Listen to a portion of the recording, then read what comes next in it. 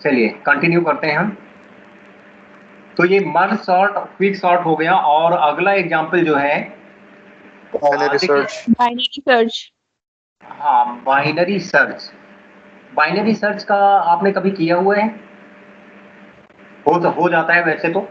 जो किया हुआ है वो बताओ। ठीक है, बाइनरी सर्च, बाइनरी सर्च का रिकर्सन आप प्रोग्राम देखा हुआ है? वही है ट्रेवर्सल, जिसको आप ट्रेवर्सल बोलते हैं। ठीक है, एग्जैक्टली आप ट्रेवर्सल का करते हैं, सर्चिंग का नहीं करते। बट आप चाहें तो उसी प्रोग्राम को मॉडिफाई कर सकते हैं सर्च के लिए, बाइनरी सर्च के लिए। ठीक है, बाइनरी सर्च ट्री का अगर किसी ने इम्प्लीमेंटेशन किया होगा तो वो इटरेटिव तरीके से किया होगा। बट जो डिस्प्ले या ट्रेवर्सल का आप प्रोग्राम बाइनरी सर्च ट्री का इम्प्लीमेंटेशन किसी ने किया है या नहीं, पहले ये बताइए जरा। डेटा स्ट्रक्चर में किया है सर, किया है। हाँ, बहुत कम लोग करते हैं, लेकिन किया है तो अच्छा है, नहीं किया है तो कर लेना चाहिए। ठीक है, तो ये जो ट्रेवर्सल है, जैसे कि हम इन ऑर्डर ट्रेवर्सल करते हैं, pre order, post order traversal, इसका जो प्रोग्राम बनता है वो रिकर्सन होता है। इन ऑर्डर है ना, आपको पता है इन ऑर्डर जो बाइनरी सर्च ट्री का आपने स्ट्रक्चर बनाया, इसका स्टार्टिंग पॉइंटर क्यू ले लेते हैं, है ना। If Q equal to null then return, if Q equal to null then return लिखते हैं। अदरवाइज क्या करते हैं, इन का मतलब बीच में, और बीच में का मतलब कि जो प्रिंट होगा वो बीच में होगा, डिस्प्ले। ठीक है, तो आप यहाँ पे इन ऑर्डर यही सेम फंक्शन को कॉल करते हैं, यही रिकर्सन होता है। In order left subtree को q arrow left, left pointer है, और इसी तरह से यहाँ पे आप क्यू एरो डेटा को प्रिंट करा लेते हैं, percentage d q arrow data. ठीक है, और इसके बाद in order q arrow right. जब आप वो एक सिंपल सा वो न्यूमेरिकल सॉल्व करते हैं तो यही करते हैं, आप लेफ्ट वाले सब ट्री को लिखते हैं, देन डेटा को लिखते हैं यानी रूट को लिखते हैं, और देन राइट वाले सब ट्री को लिखते हैं। लेफ्ट वाले सब ट्री में फिर वही प्रोसीजर अप्लाई करते हैं कि उसमें भी left right, left root right. ठीक है, तो ये एक्चुअली आप देखिए कि ये मैंने प्रोग्राम रफली यहाँ पे इसलिए लिख दिया कि आप देखिए कि ये जो इन ऑर्डर ट्रेवर्सल जो कि एक कॉम्प्लेक्स प्रोग्राम है, और रिकर्सन की हेल्प से बहुत सिंपल तरीके से सॉल्व हो गया। ठीक है, 2 लाइन का प्रोग्राम है, एक ये लाइन है, एक ये लाइन है, तो प्रिंट के लिए। ठीक है, तो आप देखिए कि ट्रेवर्सल में हमारे पास, मैं यही बताना चाह रहा हूं कि there are several problems which can easily be solve with the help of recursive algorithm. ठीक है, तो इसलिए हम ये डिवाइड एंड कॉन्कर अप्रोच अब फॉलो करेंगे। इसका एडवांटेज मैंने आपको बताया, क्या एडवांटेज बताया था लास्ट टाइम, बताया था ना, साइज ऑफ कोड छोटा हो जाता है, problem becomes easier to solve. अगर इसी का आप इटरेशन से करेंगे, जरा सर्च करना या मत करना, ये बाइनरी सर्च ट्री में जो ट्रेवर्सल है, इसका गूगल में आप सर्च करना कि इटरेटिव प्रोग्राम कैसे बनता है, यानी केवल लूप से, रिकर्सन से नहीं। और ये ध्यान रखें कि हर एक रिकर्सन को आप लूप प्लस स्टैक का यूज करके इंप्लीमेंट कर सकते हैं, क्योंकि आपको शायद कुछ लोगों को पता हो या ना पता हो, इसका एग्जीक्यूशन आपको पता है या नहीं। ये जो रिकर्सन को हम एग्जीक्यूट करते हैं, हर एक वैल्यू के लिए जिस वैल्यू से रिकर्सन कॉल होता है, करेस्पॉन्डिंग एक स्टैक बनता है। ठीक है, और रिकर्सन की ही बात नहीं, हर एक फंक्शन कॉल में स्टैक बनता है। तो ये वाली वैल्यूज यहाँ पे स्टैक में स्टोर होती जाती हैं, जो अगली बार मॉडिफाइड वैल्यू हो जाएगी, क्यू बराबर अगली स्टार्टिंग में क्यू स्टोर हो जाएगा, नेक्स्ट टाइम पे क्या होगा, Q will be modified by Q arrow left, तो ये क्यू एरो लेफ्ट की वैल्यू स्टोर हो जाएगी। फिर इस तरह से पॉप होगा, ये इस तरह से चलता है, इसको आप अपने आप समझिए, मैंने थोड़ा सा आपको बता दिया है। ठीक है, तो मैं ये बताया समरी में कि हर एक रिकर्सिव एल्गोरिथम को हम नॉन रिकर्सिव तरीके से सॉल्व कर सकते हैं। तो इसका साइज बड़ा हो जाता है, problem becomes difficult to solve. ठीक है, अच्छा, इसका टाइम भी कम लगेगा रिकर्सन का, तो इस तरह से कई एडवांटेज हैं। ठीक है, तो इसके एग्जाम्पल भी आपने समझ लिया है। ठीक है, और एक क्वेश्चन छोटा सा आ सकता है कि what is divide and conquer approach, तो आप लिख लेंगे इसे, डिवाइड एंड कॉन्कर अप्रोच, यही सारा जो मैंने डिस्क्राइब किया है यही लिखना है। ठीक है, क्लियर है, बोलिए। Yes sir. क्या क्लियर है? कि ये क्वेश्चन अगर आएगा what is divide and conquer approach, तो इसको आप लिख लेंगे प्रॉपर तरीके से। आप इसको असाइनमेंट में डाल लो जरा, इसको आप असाइनमेंट में डाल लीजिए। तो समराइज करता हूं यहाँ पे जो हमने पढ़ा है फिर से। हमने इंक्रीमेंटल अप्रोच में क्या किया, ये लिख रहा है, हाँ, इंक्रीमेंटल अप्रोच में क्या किया बताइए जरा। नंबर 1 पे हमने जो किया है, क्या होता है वो नहीं मैं पूछ रहा हूं। हमने सबसे पहले क्या किया भाई, देखो हमने प्रोसीजर समझा by taking an example. Insertion sort में क्या किया था बोलो। सबसे पहले हमने न्यूमेरिकल एग्जांपल लिया था और हमने ये समझा उस न्यूमेरिकल एग्जांपल की हेल्प से कि इंसर्शन सॉर्ट कैसे होती है, देखा था ना आपने, बोलते जाना। दूसरे नंबर पे क्या किया बोलिए। तो उसकी एल्गो लिखी। दूसरे नंबर पे हमने एल्गो डिजाइन किया। तीसरे नंबर पे क्या किया, टाइम कॉम्प्लेक्सिटी निकाली थी। हमने कॉम्प्लेक्सिटी का एक्सप्रेशन फाइंड आउट किया था। कॉम्प्लेक्सिटी एक्सप्रेशन फाइंड आउट किया था, ठीक है। कॉम्प्लेक्सिटी एक्सप्रेशन जो आता है वो पॉलिनोमियल आता है, पॉलिनोमियल ऑफ एन, समझ गए। एन का पॉलिनोमियल आता है ना, like A N square plus B N plus C type से एन का पॉलिनोमियल आता है। क्लियर है, कोई दिक्कत तो नहीं है। और चौथे नंबर पे क्या किया हमने, उसकी बोलो टाइम कॉम्प्लेक्सिटी निकाली। किसमें किसमें, हर एक नोटेशन में। थीटा बिग ओ है ना, ओमेगा बिग ओमेगा स्मॉल ओ, ठीक है। तो ये 4 स्टेप्स हमने फॉलो किए, ठीक है। तो ये जो रिकर्सिव एल्गोरिथम्स होंगी इनमें भी हम सेम प्रोसीजर फॉलो करेंगे। ये बात क्लियर हो रही है, ठीक है। इसलिए इसको आप जरा समरी में समझते रहिए। हाँ, तो अभी मैं इसको, आज है हमारा 3 सितंबर, तो इसको जरा मैं रिकर्सिव एल्गोरिथम के केस में लिखता हूं यहाँ पे, ठीक है। रिकर्सिव या डिवाइड एंड कॉन्कर अप्रोच में हमें क्या करना है, नंबर 1 पे क्या समझेंगे, प्रोसीजर समझेंगे with the help of example, procedure with example. दूसरे नंबर पे हम क्या करेंगे, वी विल डिजाइन एल्गोरिथम। और तीसरे नंबर पे क्या करेंगे, ये नोट कर लेना जरा, ध्यान रखना। तीसरे नंबर पे क्या करेंगे, कॉम्प्लेक्सिटी एक्सप्रेशन यहां भी हम फाइंड आउट करेंगे, ठीक है। और यहां पे जो कॉम्प्लेक्सिटी एक्सप्रेशन होगा वो रिकरेंस इक्वेशन होगी, ये ध्यान रखें आप, रिकरेंस इक्वेशन होगी। और रिकरेंस इक्वेशन कैसे होगी मैं आपको बताता हूं। जैसे रिकर्सिव एल्गोरिथम, जैसे आपको फिबोनाची नंबर फाइंड आउट करना है, nth फिबोनाची नंबर, तो nth फिबोनाची नंबर क्या होता है रिकर्सन के टर्म में, आप इसे बता सकते हैं, fn is equal to f of n-1 plus f of n-2 होगा ना, है ना। इसको अगर आप फंक्शन के, ये तो मैथमेटिक्स में लिखने का तरीका हो गया, तो अगर इसको फंक्शन के टर्म में लिखें तो टी एन लिखो या एफ एन लिखो, ये फंक्शन का नाम हो गया।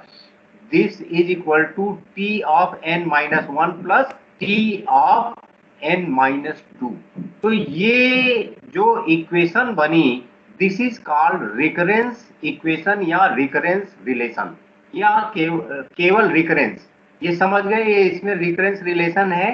तो इस इक्वेशन को आप रिकरेंस इक्वेशन बोलेंगे या केवल रिकरेंस बोल सकते हैं।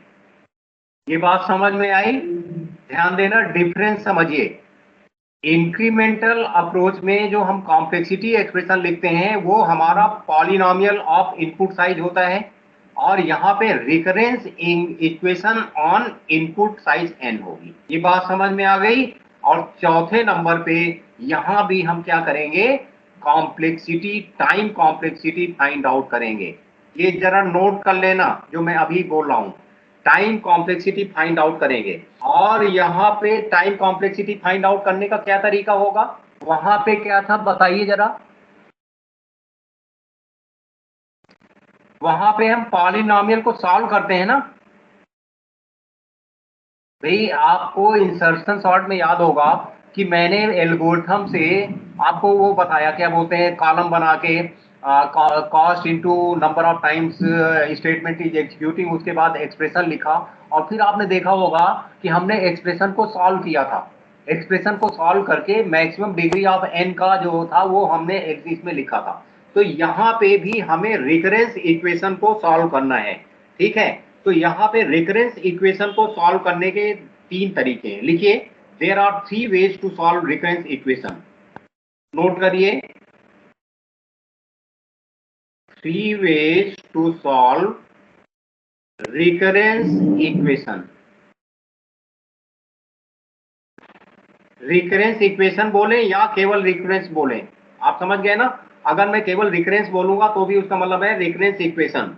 तो पहला तरीका क्या है रिकरेंस इक्वेशन सॉल्व करने का, नोट करिए यहाँ पे 3 वेज में। पहला तरीका है guess and verify method. Guess and verify method, इसे और क्या बोलते हैं, सब्स्टिट्यूशन मेथड भी बोलते हैं, सब्स्टिट्यूशन मेथड,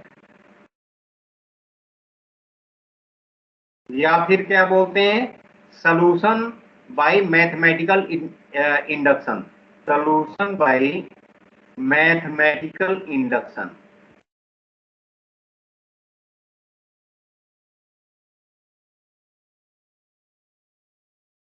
इसमें ये वाला नाम हमारा पॉपुलर है इस बुक में।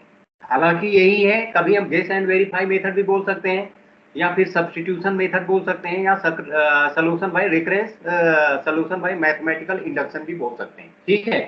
और दूसरा है रिकर्सन ट्री मेथड। दूसरा है रिकर्सन ट्री मेथड, ठीक है। ये समरी जरूर ध्यान रखिएगा। और तीसरा है मास्टर मेथड।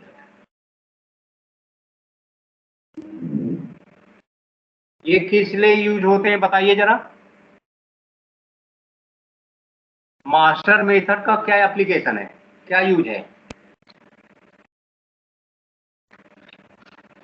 बोलिए। हेलो, बीच बीच में बोलते रहा करिए, पता तो चले कि सब कनेक्शन वगैरह प्रॉपर है या नहीं। हेलो, सर रिकरेंस इक्वेशन को सॉल्व करना। आप थोड़ा बोलते रहा करो भाई, नहीं तो कभी कभी जैसे लास्ट टाइम पे, अच्छा आप मुझे याद आया, लास्ट टाइम पे मैं कुछ समझा रहा था तो कनेक्शन लॉस हो गया था ना। क्या समझा रहा था पता ही नहीं चला। चलो कोई बात नहीं, कुछ यही समझाया होगा, ठीक है। तो ये आप समझ गए रिकरेंस इक्वेशन कैसा होगा, ये आप समझ गए, ठीक है। और इसको सॉल्व करने के कितने तरीके, कौन कौन से नाम बोलिए जरा, लिखा हुआ है सामने, बोलो जल्दी। Substitution method, recursion tree method और मास्टर मेथड। ठीक है, ये याद कर लेना, याद हो जाएगा वैसे तो, फिर भी याद रखना, ठीक है। अब इसको हम अब अगला क्या करेंगे, ये तो हमने अभी ये समझ लिया कि क्या करेंगे, ठीक है। सिमिलर तरीके से जैसे इटरेशन में किया था, तो अब हम इसको अप्लाई करके देखते हैं। अप्लाई करने के लिए हमें एक एल्गोरिथम कंसीडर करनी पड़ेगी, क्लियर है। तो अब हम क्या समझेंगे, अब हम एक एग्जाम्पल लेंगे और मर्ज सॉर्ट करेंगे। मर्ज सॉर्ट, ठीक है। ये यूजेज क्या, uses what, divide and conquer approach, conquer approach, या फिर रिकर्सन, रिकर्सिव एल्गोरिथम, ठीक है। तो इसमें मर्ज सॉर्ट में जो मेन ऑपरेशन होता है वो क्या होता है, मेन ऑपरेशन जो होता है वो वही तरीके 3 ध्यान रखना।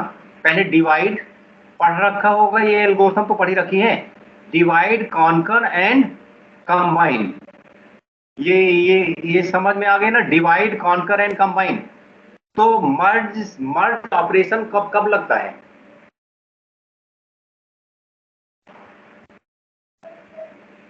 बोलिए। मर्ज सॉर्ट में, क्योंकि पढ़ रखा है ना इसलिए बहुत ज्यादा बेसिक से समझाने की जरूरत नहीं, ना ही मैं इसे ज्यादा समझाऊंगा। मर्ज सॉर्ट में आप क्या करते हो? तो डिवाइड करके कोई सब पहले जो प्रॉब्लम को एरे को डिवाइड कर डिवाइड देते कर हो। देते हैं और अरे फिर मतलब सॉर्ट वही कर प्रॉब्लम को या नंबर को डिवाइड करते हो, ठीक है। डिवाइड करने के बाद जैसे आपके पास यहाँ नंबर है बहुत सारे, 5 7 9 3 4, ठीक है। तो इनको तब तक डिवाइड करते जाते हैं जब तक कि हर एक individual sub problem is not able to, we are not able to solve the individual problem, तब तक हम इसको डिवाइड करते जाते हैं। बहुत सारे एग्जाम्पल हैं, ज्यादा टाइम नहीं लगाना चाहता मैं। जैसे फैक्टोरियल में जो टर्मिनेशन कंडीशन होती है, आप देखते हैं क्या लिख सकते हैं आप जनरली लिखते हैं फैक्टोरियल ऑफ एन लिखना होता है, तो आप टर्मिनेशन कंडीशन में क्या लिखते हैं? If N is equal to 0 then return 1, otherwise return N into factorial of N minus 1, ऐसा करते हैं ना। तो ये क्या N equal to 0 termination condition must है? क्या मैं n इज इक्वल टू 5 नहीं लिख सकता? n इज इक्वल टू 5 पे क्या है? Return 120, otherwise return n into factorial of n minus 1। क्या ये प्रोग्राम गलत है क्या? नहीं, ये प्रोग्राम भी सही है, लेकिन इस प्रोग्राम की लिमिटेशन ये है कि ये 5 या एबव वैल्यूज का फैक्टोरियल कैलकुलेट करेगा, उससे नीचे वाली वैल्यूज का फैक्टोरियल कैलकुलेट नहीं करेगा, ठीक है। इसलिए हम इसको टर्मिनेशन कंडीशन जो होती है उसको हम बाउंड्री पे रखते हैं। तो यही मैं कह रहा हूं कि कोई भी प्रॉब्लम हो उसको तब तक आप डिवाइड करते जाते हैं जब तक कि वो इंडिविजुअली सॉल्व ना हो जाए, इजी टू सॉल्व। तो इसको हम सिंगल सिंगल नंबर में डिवाइड कर लेते हैं अरे में, और फिर क्योंकि सिंगल नंबर ट्रिवियली सॉर्टेड होता है, फिर इनको हम धीरे धीरे मर्ज करना स्टार्ट करते हैं। इनको मर्ज कर दिया तो 5,7 आ गया, ये 3,9 आ गया, इसी तरह से ये पढ़ा हुआ है ना, इसलिए ज्यादा कोई जरूरत नहीं। फिर इसको कंबाइन कर देंगे और फिर हमारी टोटल जो मेन प्रॉब्लम थी उसका सलूशन मिल जाएगा, ठीक है। तो यानी मैंने आपसे क्वेश्चन पूछा कि इस मर्ज सॉर्ट में मर्ज ऑपरेशन भी होता है। ये मर्ज ये कब लगता है, कौन से फेज में लगता है? सर जब सारे डिवाइड हो जाते हैं लास्ट में मर्ज होता है। जब कंबाइन फेज, मैंने फेज बोला ना, तो डिवाइड फेज में नहीं लगता, कॉन्कर फेज में नहीं लगता, ये जब हम कंबाइन करते हैं ना। कॉन्कर मतलब जब हम इनको इंडिविजुअल सब प्रॉब्लम को सॉर्ट कर रहे हो, इंडिविजुअल अरे को, तो वो हुआ कॉन्कर इस केस में, ठीक है। और डिवीजन तो अपने आप हो रहा है यहाँ पे, अपने आप। ये बात अब मैं समझाने का टाइम नहीं है ये अपने आप कैसे हो रहा है। थोड़ा सा मैंने पिछले वाली स्लाइड में ये बोला था आपको कि रिकर्सन जो है कौन से डेटा स्ट्रक्चर का यूज करता है, ये पता है आपको? Recursion stack. Stack, very good. हाँ, तो रिकर्सन स्टैक का यूज करता है। तो आपको पता भी ये भी हो शायद कि रिकर्सन में स्टैक किस तरह से यूज होता है, ये पता है? इतना तो हमें पता है कि स्टैक का यूज होता है, पर स्टैक का यूज किस तरह से होता है, किस पर्पज के लिए होता है? ताकि लास्ट वाले जो भी सबसे पहले बाहर आए। हाँ, ये एक्चुअली कई सारे पर्पज हैं, पर एक पर्पज जो अभी हमारे लिए यूजफुल है वो ये है कि जिस वैल्यू से मैं रिकर्सन को कॉल करता हूं, एक आर्गुमेंट हो या दो आर्गुमेंट हो, जैसे मान लो ये फैक्ट ऑफ एन है, इंट एन, ठीक है। तो जिससे मैं कॉल करता हूं n इंटू, यहां पे लिखते हैं ना फैक्ट ऑफ n माइनस 1, तो ये वाली वैल्यू मैंने कहा फैक्टोरियल ऑफ 4 कैलकुलेट करो।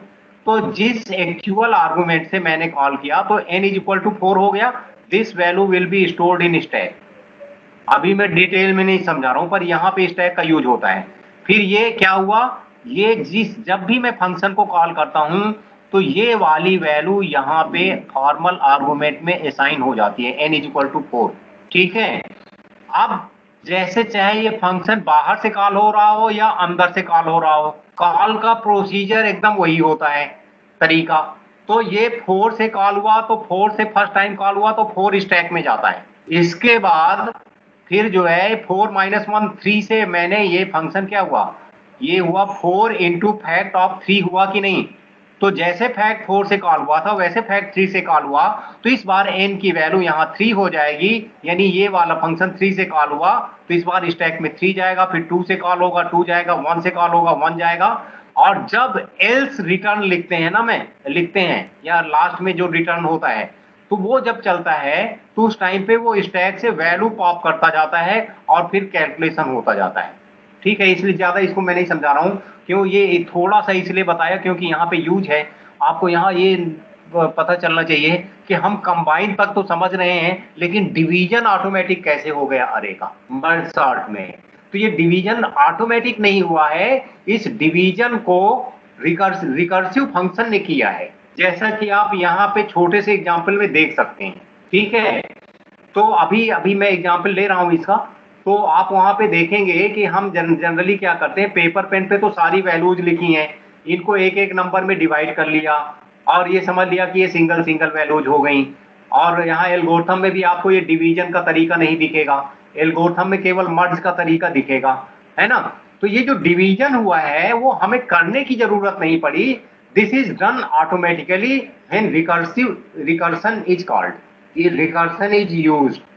ठीक है, तो चलिए मर्ज सॉर्ट में अब हम क्या करते हैं, मैंने आपको बोला कि जो मर्ज ऑपरेशन है, merge operation of in combined phase, merge operation used in combined phase of divide and conquer, merge operation used in combined phase of divide and conquer takes how much time, order of time बता सकते हैं, merging में कितना time लगता है।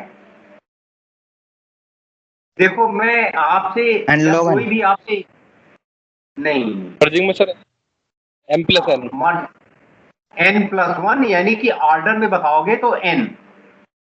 ठीक है, आपने n+1 बोला, सही बोला है, पर ऑर्डर में जब आपसे कोई पूछे ना टाइम बताओ इसका, इस एल्गोरिथम का, तो उसका ये डिफॉल्ट मतलब ही होता है कि उसका ऑर्डर बताना है। ठीक है, ये नहीं कि 5 सेकंड 10 सेकंड ऐसे नहीं बताना है, उसका ऑर्डर बताना होता है टाइम में। टोटल अरे का साइज n है तो बताओ, तो n लगेगा, n लगेगा। ठीक है, एकदम सही बोला है आपने, अभी हम समझ भी लेंगे n कैसे लगेगा। किसी ने n log n बोला था, तो बेटा वो n log n जो होता है वो मर्ज सॉर्ट का होता है, पूरी एल्गोरिथम का, वो अभी हम समझेंगे। ठीक है, तो अब हम जो यहाँ पे मर्ज समझेंगे, ये आप देखिए मर्ज, एक्चुअली मैं थोड़ा सा यहाँ पे अब जो है एक चीज कन्वेंशन यूज कर रहा हूँ कि मैं एकदम अलग से लेके नहीं चल रहा हूँ, ये चीज आपको बुक में भी थोड़ा बहुत ऐसे ही मिल जाएगी PQR। उसका कारण ये है कि इसमें इस बुक से ही सोल्यूशन चेक होता है। ठीक है, इस सब्जेक्ट में, तो इसलिए बहुत ज्यादा वेरिएशन मत करना अपने आंसर में। तो ये मर्ज करने के लिए जो मेरे पास A अरे है, P क्या है, बिगिनिंग इंडेक्स है, R लास्ट इंडेक्स है, और Q क्या है, मिडिल इंडेक्स है, यानी P से लेके Q तक की फर्स्ट सब अरे है, और Q+1 से लेके R तक की सेकेंड सब अरे। ना समझ में आए तो नोट कर लेना, ठीक है, क्योंकि ज्यादा आपका ये सब पढ़ा हुआ है। मेरे पास A एक अरे है कंबाइन, ठीक है, अब इसको चाहे डिवीजन में समझ लो। हाँ बोलो, कुछ कह रहे हो, कुछ कह रहे हैं तो बोलिए। यानी फर्स्ट सब अरे जो है वो मेरी P से लेके Q तक की है, तो दूसरी सब अरे Q+1 से लेके कहां तक होगी, R तक होगी। ठीक है, और टोटल नंबर ऑफ एलिमेंट्स कौन से कितने हो जाएंगे भाई, ये इसका मतलब तो समझ गए ना। अब आपको ऐसा नहीं करना, ये नहीं समझना है कि इंडेक्स हमेशा 0 से ही स्टार्ट होती है। ठीक है, एल्गोरिथम जनरल होती है, एल्गोरिथम का इंप्लीमेंटेशन आप किसी भी लैंग्वेज में कर सकते हैं। ठीक है, एल्गोरिथम मैंने बताया है कि इंडिपेंडेंट ऑफ प्रोग्राम होती है, तो इसलिए आप C को बेस लेके कभी नहीं चलेंगे। ठीक है, और आपको अगर नहीं पता है तो मैं बता देता हूँ, फोर्ट्रैन और पास्कल लैंग्वेज ऐसी हैं जिनमें इंडेक्स का साइज कहीं से लेके कहीं तक भी हो सकता है। जैसे मैंने कहा -5:10, तो -5 से पहला एलिमेंट, 10 पे लास्ट एलिमेंट, इंडेक्स यानी a ऑफ -5 करूंगा तो ये फर्स्ट मिलेगा और a ऑफ 10 करूंगा तो ये लास्ट एलिमेंट होगा। टोटल नंबर ऑफ एलिमेंट जो हो जाएंगे 10 -5 + 1। ये तो आपको पता ही होगा।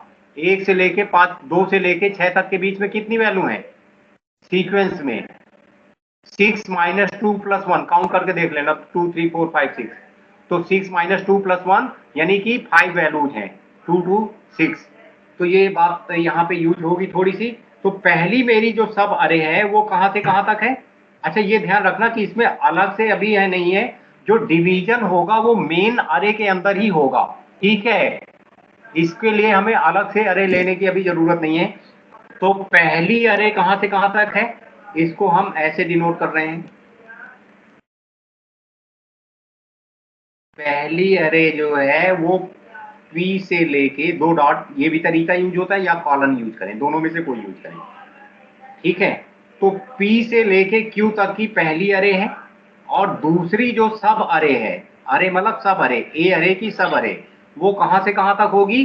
Q + 1 से लेके R तक। समझ में आया? Yes sir. इसमें 2 डॉट लगाना एक सिंटैक्स है, ठीक है। तो आप चाहे 2 डॉट लगाओ या कॉलन लगाओ, पर प्रीफर करिए आप 2 डॉट लगाना, ठीक है। तो ये सिंटैक्स है अरे का डायमेंशन डिफाइन करने का, जैसे अरे डिक्लेयर करने का। जैसे सी में आप ऐसे लिखते हैं ना 8 10, इसका मतलब ये हुआ अगर इसी को ये इस लैंग्वेज में करेंगे तो A0.9 करेंगे इस अरे का, ठीक है। ये सी में है, ये हमारी फोर्ट्रैन या पास्कल कोई सी है, आप देख लेना, कोई एक लैंग्वेज है, ठीक है। तो इसमें नोटेशन है। तो ये मेरे पास ये ए अरे है, यानी फर्स्ट सब अरे जो कि P से लेके Q तक की है, और Qth एलिमेंट अगर यहाँ आ गया तो Q + 1th एलिमेंट से अगली अरे स्टार्ट होगी, ठीक है। और इन दोनों की कंडीशन क्या होनी चाहिए मर्जिंग के लिए? बोथ आर इन, बोलो, sorted order. Both are in sorted order, तभी जाके आप मर्ज कर सकते हैं। तो मेरी ओरिजिनल अरे कहां से कहां तक है? ए P से लेके R तक। आप नोट कर लेना, दिस इज ओरिजिनल अरे, ओरिजिनल अरे, दीज आर सब अरेज टू मर्ज, ठीक है। क्योंकि अभी हम मर्ज सॉर्ट पढ़ने के पहले हम मर्ज प्रोसीजर पढ़ेंगे, तब जाके हम मर्ज सॉर्ट पढ़ेंगे, ठीक है। और इसमें ऑर्डर ऑफ n ना लिख के इसको थीटा ऑफ n लिखिए। थीटा ऑफ n यानी मिनिमम और मैक्सिमम दोनों टाइम जो है ये हमारा कितना लगेगा? ऑर्डर ऑफ n लगेगा। टोटल नंबर ऑफ एलिमेंट्स कितने हो गए इसमें ए अरे में? n के टर्म में ही डिनोट करो, क्योंकि यहाँ थीटा n लिखा है ना मैंने, तो n डिफाइन होना चाहिए। जल्दी बोलो, इस अरे में टोटल नंबर ऑफ वैल्यूज कितनी है? R - P। बताओ, 2 3 4 5 6, 2 से लेके 6 तक कितनी वैल्यू दिख रही है? 5 है। इसको फॉर्मूले में आपने वो रो मेजर कॉलम मेजर तो पढ़ा था ना? Yes sir. तो अपर इंडेक्स माइनस लोअर इंडेक्स + 1। और अगर इसको ज्यादा क्या समझाऊं मैं, अपर माइनस लोअर यानी 6 - 2 + 1। तो देख लो ये 5 वैल्यूज हैं, काउंट कर लो, 1 2 3 4 5। अगर मैं आपसे बोलूं 29 से लेके 75 तक कितनी वैल्यूज हैं, तो क्या करोगे? ये तो जनरल पता होना चाहिए हमेशा। 75 - 29 + 1, ठीक है ना? आपको कोई कंफ्यूजन नहीं है ना? Yes sir. ठीक है। तो इस अरे में ये ज्यादा समझाने की जरूरत नहीं, इसको अपने आप समझिए, ठीक है। अगर मैं कुछ भी पूछ सकता हूं, जैसे मैं बोलूं -5 से लेके +3 तक टोटल कितनी वैल्यूज है, बताओ जरा 1 मिनट में।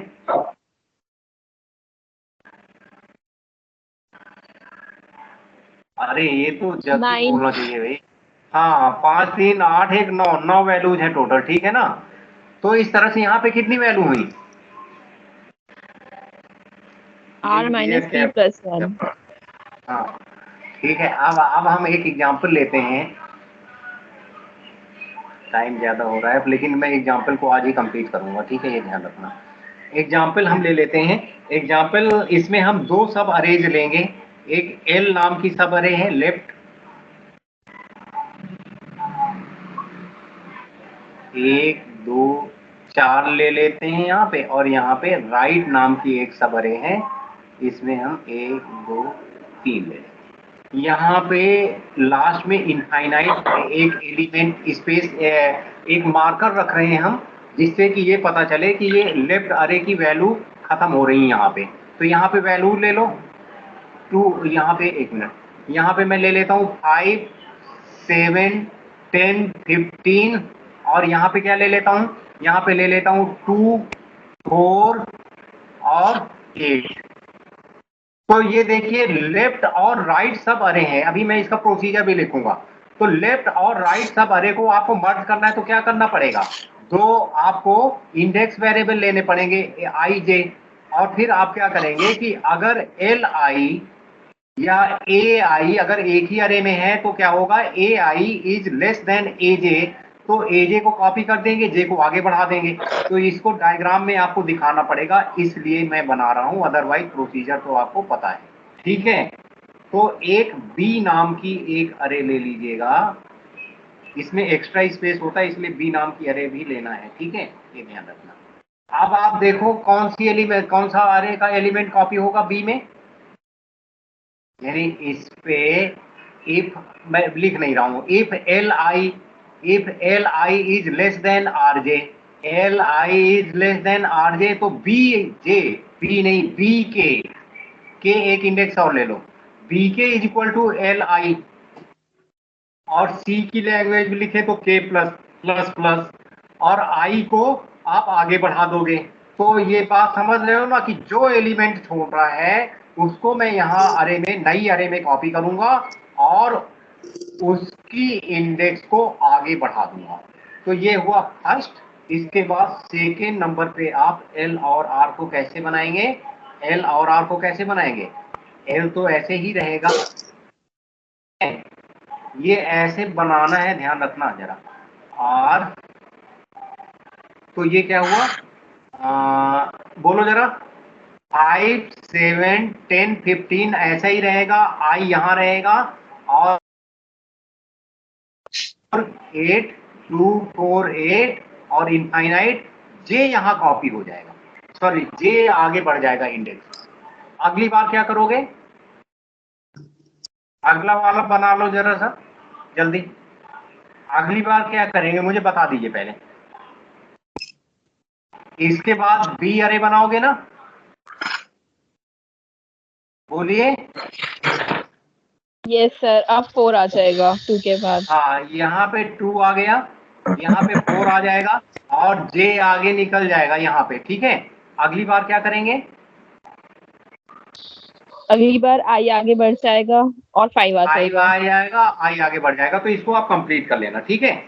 और कंप्लीट करने के बाद अब क्या, एल्गोरिथम मर्ज सॉर्ट की, मर्ज की, ये बहुत पढ़ना है अभी।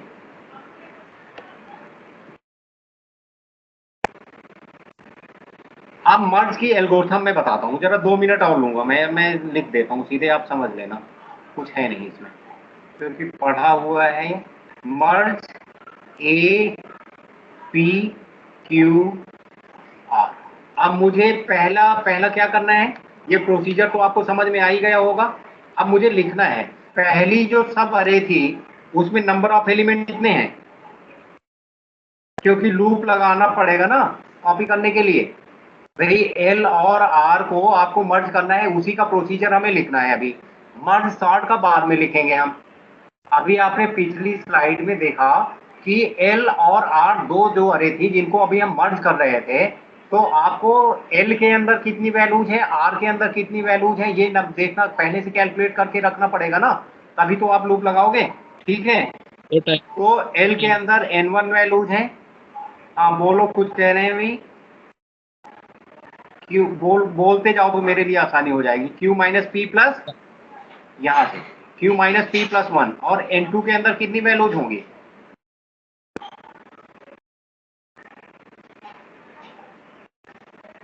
R minus Q plus 1। N2 कहाँ से शुरू हो रहा है? दूसरा अरे Q plus पहला अरे 1 से। हाँ, पहला P के Q तक है, दूसरा कहाँ से है? Q plus 1 से R तक है ना? बोलिए, Yes sir। बोलो R सबको minus Q अटेंडेंस आएगा। R माइनस क्यू आएगा, समझ गए ना? तो ये मेरा होगा R माइनस क्यू प्लस 1 जो आप कह रहे थे, और इसमें से -1 क्योंकि दूसरा Q प्लस 1 से शुरू हो रहा है, ठीक है? ये क्या किया? R minus Q plus 1, R minus Q plus 1, ठीक है? यानी last index minus first index, ये इतना लिखने की जरूरत नहीं भाई इस लेवल पे। अब R माइनस क्यू सीधे लिखो, ठीक है? अब क्या करेंगे? क्रिएट सब arrays L and R, create सब अरेज L कहां से लेके कहां तक करोगे? 1 से लेके कहां तक? N1 तो वैल्यूज हैं और एक इनफाइनाइट के लिए, और R कहां से कहां तक करोगे? 1 से लेके N2 प्लस 1, क्योंकि इनफाइनाइट एक सेंटिनल एलिमेंट है, इसका मतलब अभी आपको समझ में आ जाएगा, ठीक है? जिसको हम यूज कर रहे हैं, क्योंकि एल्गोरिथम का इम्प्लीमेंटेशन कई सारे तरीके से कर सकते हैं। अभी लंच के बाद कितने बजे से क्लास है? 1 बजे से सर। चलिए अच्छा कोई बात नहीं, मैं छोड़ देता हूँ, ठीक है? अभी इसको फिर हम कंप्लीट कर लेंगे, फिर हम इसका रिकरेंस इक्वेशन लिखेंगे, और रिकरेंस इक्वेशन के बाद फिर हम उनको रिकरेंस इक्वेशन को सॉल्व करने के तरीके तीनों पढ़ेंगे, ठीक है? जो मैंने बताए थे, तो वही एग्जाम में आता है और वो इम्पॉर्टेंट भी है। मास्टर मेथड भी बहुत इम्पॉर्टेंट है, सब्स्टिट्यूशन मेथड भी इम्पॉर्टेंट है, तो वो करेंगे, ठीक है? इसको सेव कर देते हैं हम, इसी को ओपन करके आगे कंप्लीट करते हैं।